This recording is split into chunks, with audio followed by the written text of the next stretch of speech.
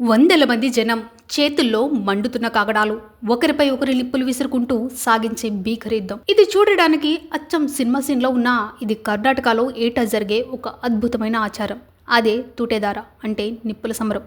మంగళూరుకు సమీపంలోని కటీలు క్షేత్రంలో వెలిసిన శ్రీ దుర్గా పరమేశ్వరి ఆలయం ఈ వినూత్న ఘటనానికి వేదికగా మారుతుంది. ఏటా ఏప్రిల్ నెలలో జరిగే జాతర మహోత్సవంలో భాగంగా ఈ అగ్నికెళ్లి నిర్వహిస్తారు. అసలు ఎందుకు ఈ నిప్పుల యుద్ధం?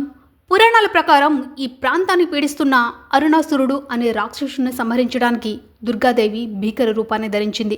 ఆ దేవి ఆగ్రహానికి, రాక్షస సంహారానికి గుర్తుగానే ఈ వేడుకను జరుపుకుంటున్నారు.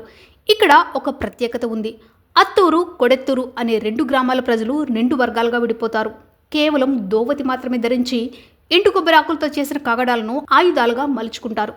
సుమారు 15 నుండి 20 నిమిషాల పాటు ఈ నిప్పుల హోరాహోరీ యుద్ధం సాగుతుంది. ఒక్కో వ్యక్తి గరిష్టంగా 5 సార్లు మాత్రమే కాగడాలను విసిరాలి. ఒకవేళ ఎవరికైనా నిప్పు తగిలి గాయమైతే వారికి అమ్మవారి పవిత్ర తీర్థాన్ని పూస్తారు. ఆ గాయాలు క్షణాల్లోనే మాయమైపోతాయని అక్కడి భక్తుల ప్రగాఢ నమ్మకం. 100 ఏళ్ల చరిత్ర కలిగిన ఈ తూటేదార కేవలం ఒక ఆచారం మాత్రమే కాదు, చెడుపై మంచి సాధించిన విజయానికి చిహ్నం. భక్తికి, సాహసానికి నిలువుటద్దం ఈ కటీలు చేసే అగ్నికేళి.